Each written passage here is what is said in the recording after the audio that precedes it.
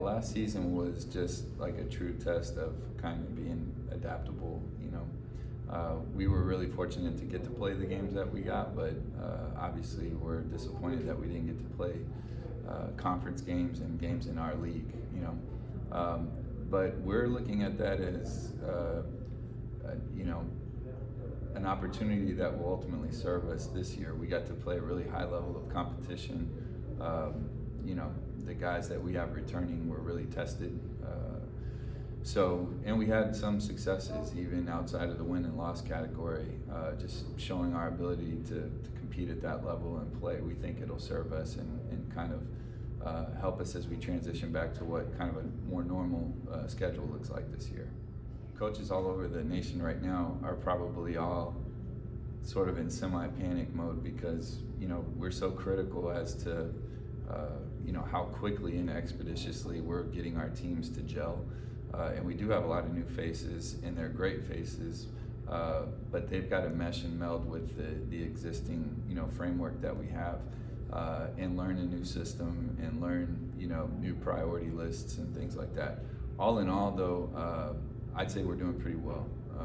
We have a long way to go, but as a staff, we're able to step back, gain some perspective, and understand that we're in a pretty good position right now, and the guys are doing a great job, especially in terms of their energy and effort and sort of applied concentration of what we're trying to accomplish.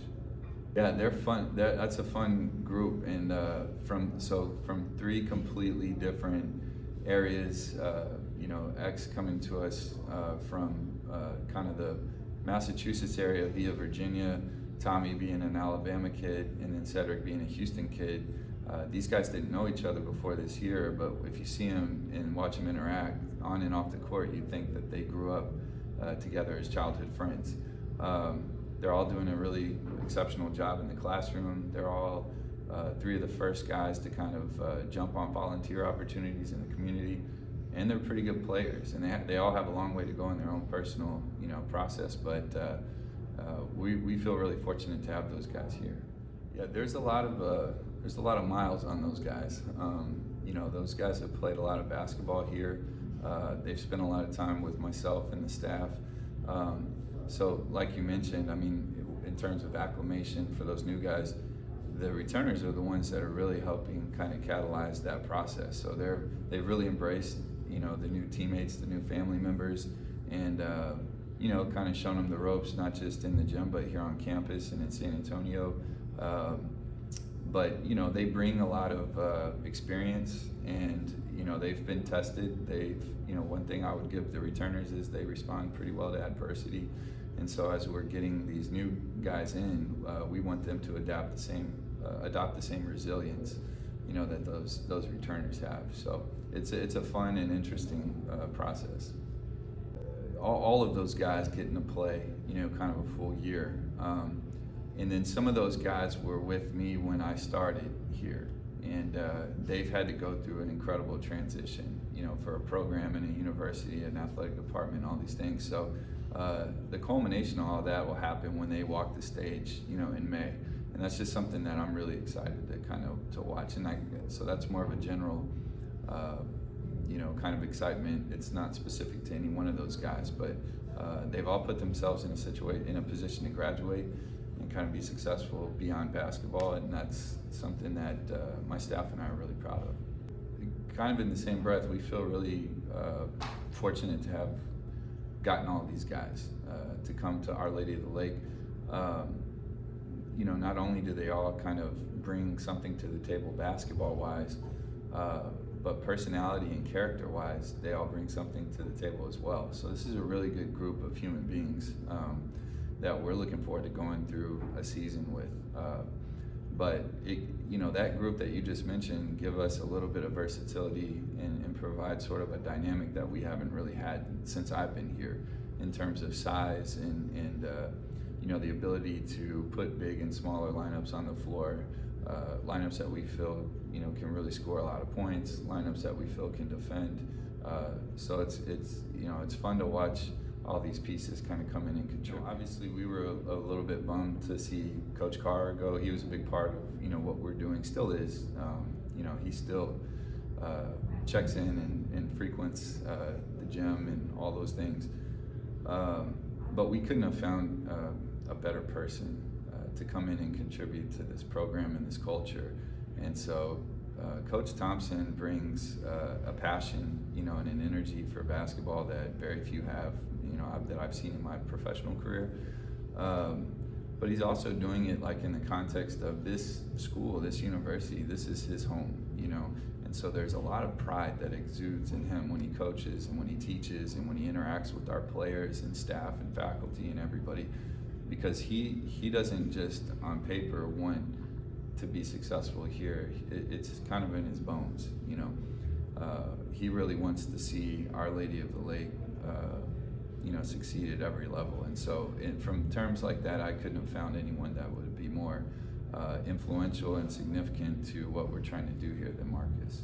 Yeah, I've assembled this crazy kind of army of gentlemen that come from all walks of life. So, in addition to Coach Thompson, Coach Smith, David Smith, came to us from Trinity last year before the pandemic really hit, bringing in a ton of experience, having been a head coach at an international level, coaching the All-Army team. He's a military veteran, brings in a lot of leadership, an incredible network. And so he's really been integral in terms of building relationships, especially with these new guys, being a great mentor, not just to the players, but the staff as well.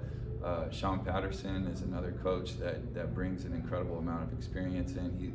Coach P has really helped us, especially in the scheduling dynamics. Last year, a lot of the games that we were afforded to play against those Division I schools were fruits of Coach Patterson's network and all the relationships that he's built over the years. But he's been key and integral in bringing in a lot of the new faces that we have as well. And he's just a good guy to have around young men. And then, we're super fortunate to retain Coach Al-Zaid, who has been kind of a primary orchestrator in our development team and the growth of this program in quantity. And Coach Al-Zaid is doing an incredible job again this year developing these young players and getting them ready for the next level. And then Coach Alcala and Coach Batoni are two other volunteer coaches that are integral in, especially in the development team with the numbers that we have, but also bringing in, Coach Alcala coached at the collegiate level for 9 years, so he's bringing in a wealth of knowledge and experience. And Coach Batoni is a young, up-and-coming coach that has a lot of passion and desire to continue to grow in the game, and our players and our staff see that in him, and it creates a really nice dynamic. So on the staff, I'm extremely lucky to have all of those guys here contributing to what we're trying to do. This is a really tough schedule by design. Some of this was carryover from the schedule last year that we didn't get to play, so it's really travel intensive and heavy, but it's also quality. Like you mentioned, the NAIA schools that are on this schedule, the vast majority of them are starting the season ranked, and I'm sure that those rankings will sustain themselves. These are pedigreed programs with great coaching staffs and that have histories of success. So it's going to be a test. Like every single time we go out, we're going to face an opponent that maybe even on paper should be able to handle us. But that was by design, because we feel like we really need to, this is a year that we really feel like we're going to put a good product on the floor, and we need to make sure that we're testing ourselves along the way to try to prepare for not just conference, but the conference tournament, and then hopefully give ourselves a chance and an opportunity to play in the national tournament this year. I think it's really important, and also really fortunate that the schools continue to agree to play us. We had a close game with UIW last year. We're looking forward to going over there and competing again. Coach Cunningham does a great job with that program. And then Coach Henson at UTSA does an incredible job there, and they've had some successes, and they're extremely tough. They're a very tough opponent for us. I feel fortunate to have relationships with those coaches, and in the same breath, they believe in the basketball community, culture, and ecosystem in San Antonio. So a lot of this is bigger than these individual schools. It's the representation of this city and its rich basketball history and culture. And so to be able to play these teams that are across town from you and give the communities an opportunity to come out and really see, great talent and great effort right here in their own city is a really unique and cool thing. So, and for us, these are teams that they're great markers for us. As a program, as a smaller school, we want to set our sights high, and we want to emulate, success in our own community as well. So for us, it gives us a chance to get a really, kind of palpable, tangible experience against schools that we, product-wise, we want to be closer to in pedigree and everything. Yeah, so we picked up 2 new teams this year, Louisiana College and Xavier in New Orleans. 2 good programs. Xavier in particular has had tons of success. I believe they're receiving votes now as well, and should be. But what it did is it took our conference from 10 to 12. And so the conference decided to divide into an East and a West. We'll play our division opponents 2 times, and we'll play the other division once. So we'll get 16 conference games, and it's gonna be really, really competitive. The Red River notoriously is one of the most competitive conferences in the nation, and this year will be no different. So it adds a couple of different dynamics, a couple of extra trips and travel, requires staffs to be a little bit more on their toes, scouting outside of their own division and things like that, because all of these games matter, at the end. So it'll be interesting. Yeah, those preseason rankings are always kind of funny, and I don't know what statistically it would look like if you went back and search for efficiency or accuracy in those things, but I think LSUS is deserving of that number 1. That's who I voted to be number 1. Coach Blankenship has amassed an incredible amount of talent, and he's also got them playing really good basketball. And I think last year, had the season unveiled, in some normalcy, they would have had an opportunity to exhibit that even more than they did. But I think really LSUA, Coach Cordero's group historically is always extremely tough, and they will be this year. Coach Wall is doing a great job in Texarkana. They've got some incredible talent up there and some momentum. They're going to be tough. But really all the way down, we know that what's unique about our conference is you can't go into anywhere and expect, just to cleanly, walk in, be efficient, win, and leave. These are tough venues to play in. From Paul Quinn to Jarvis to Wiley to Texas College, traveling out to Hobbs, New Mexico. These aren't easy venues to go in and try to get a W. And so it makes it constantly competitive. Every team is relevant, and it'll be interesting to see how we shake out. Obviously, we don't plan on finishing in that 6th spot.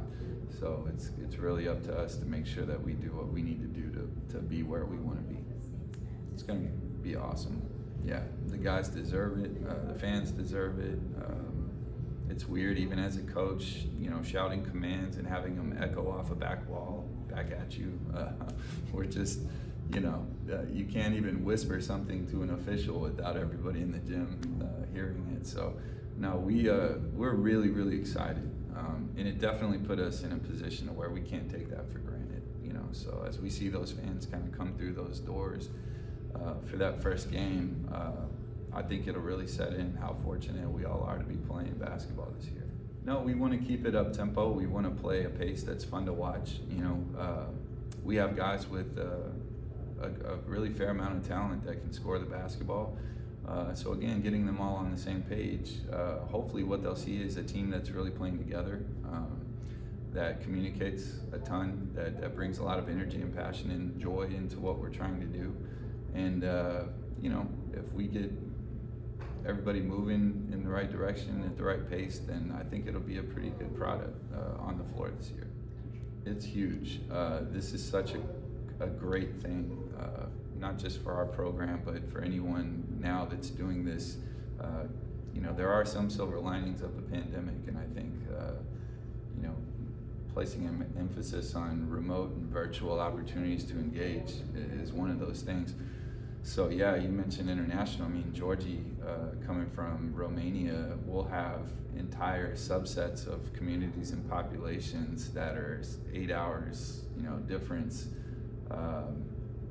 7,000 miles away, cheering and rooting for the Saints this year. And without live stream, that'd be really difficult, So And not to mention that we do have kids from all over the map in the States, and it's a really fortunate situation for their families to be able to watch them play, especially with some grandparents that still it may not make sense for them to be in a crowded gym, you know, so for them to be able to watch these things from the comfort of their own home and still cheer on these guys is a big deal.